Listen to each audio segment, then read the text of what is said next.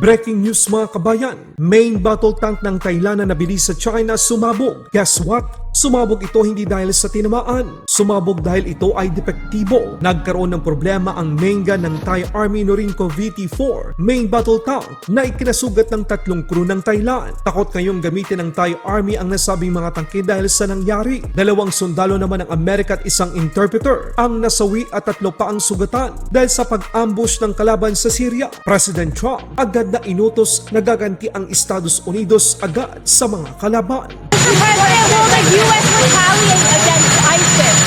Thailand Prime Minister, sinabing walang ceasefire na mangyayari. Tuloy ang pakikipagbakbak nito sa Cambodia. Bagong flight simulator ng Philippine Air Force para sa mga S-70i Black Hawk helicopter at Bell 412EP tapos nang i-install sa Cebu. Thailand, nagkaroon ng problema sa sarili nilang mga main battle tank na gawa ng China. Ang Royal Thai Army Norinco VT-4 main battle tank ay nagkaroon ng aberya habang nakikipagbakbakan ito sa puwersa ng Royal Cambodian Army. Ayon sa ula, ang 125mm main gun ay sumabog kung saan nagresulta ito ng tuluyang pagkasira ng nasabing tangke at pagkasugat ng 3 mga crew nito. Dahil sa nangyari, nagdulot ito ng pangamba at kawalan ng tiwala ng Royal Thai Army na gamitin pa ang nasabing sistema. Ito na yung sinasabi natin mga kabayan, quantity versus quality. Hindi pa nagagamit, sira na agad. Ang Royal Thai Army ay merong 60 mga VT-4 main battle tank na made in China kung saan ang mga ito ay nabili noong taong 2016 at nakumpleto ang delivery noong taong 2023. Sa ibang balita naman, 2 sundalo ng US Forces at 1 sibilyang interpreter ang nasawi at 3 sundalo pa ang nasugatan noong Sabado matapos targetin ng isang attacker ang isang convoy ng US Forces sa Syria. Sinabi ng mga militar ng Amerika, ang pag-atake ay matapos ang halos 1 buwan nang ipinahayag ng Syria na pumirma ito ng isang political cooperation agreement sa koalisyon na pinamumunuan ng US laban sa ISIS. Nakasabay ng pagbisita ni Syrian President Ahmed al-Shara sa White House. Ang salarin ay miyembro pa ng Syrian Security Forces. Sinabi ng 3 lokal na opisyal sa Reuters. Nagpahayag naman si President Trump na gaganti agad ang Amerika sa mga kalaban. Agad namang naglipara ng mga A-10 Thunderbolt at F-16 sa Syria upang ipakita ang puwersa ng Amerika. So we mourn the loss of 3 great patriots in Syria. You know how it happened. There was an ambush, terrible. We also have 3 wounded. They seem to be doing pretty well. But we mourn the loss. These are 3 great people. And it's just a terrible thing. Syria, by the way, was fighting along with us. The new president of Syria is, as they told me, and I'm not surprised, he's devastated by what happened. This was an ISIS attack on us and Syria. And again, we mourn the loss and we pray for them and their parents and their loved ones.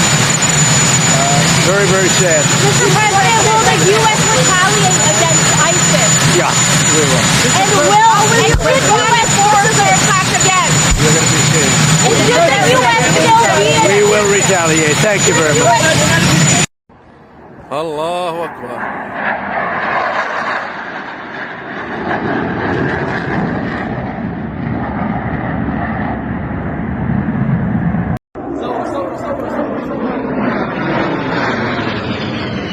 Sub-Just 39 Gripen ginamit na ng Thailand. Binomba nito ang military outpost ng Cambodian Army. Ipinakita din ito ang paglanding sa isang pampublikong kalsada sa Thailand.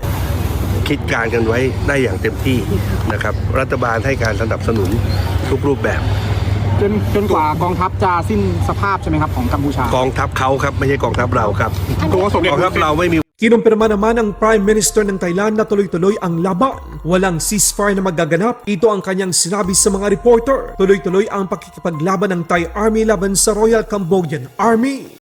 ตกลงใดๆ Thailand has not reached a ceasefire agreement with Cambodia, and the Thai military will continue fighting on the disputed border, caretaker Thai Prime Minister Anutin Charnvirakul told reporters on Saturday.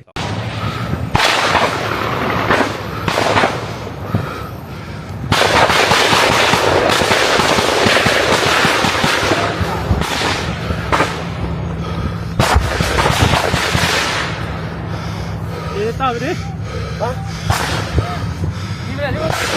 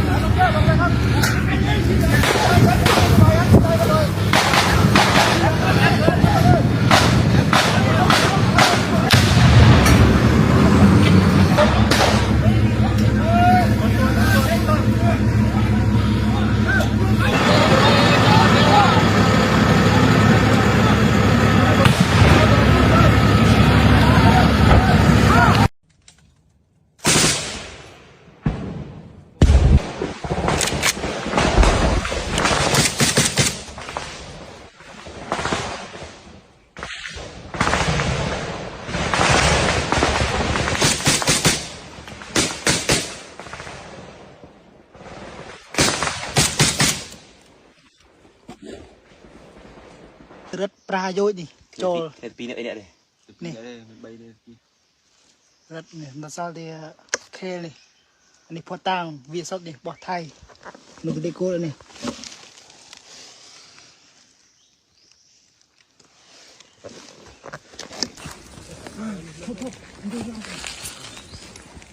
Đấy, ông bình chịu không?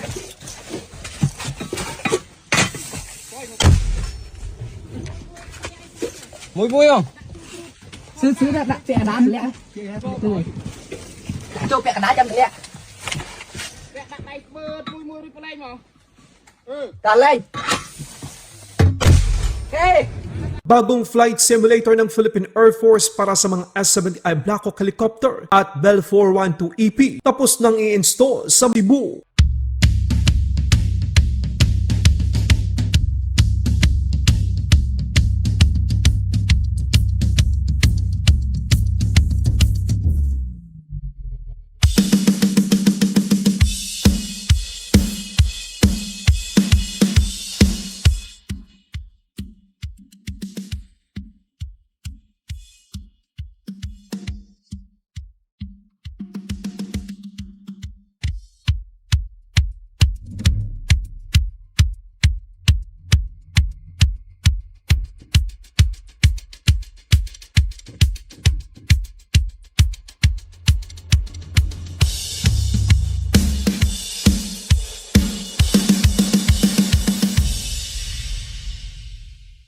Laban Pinas.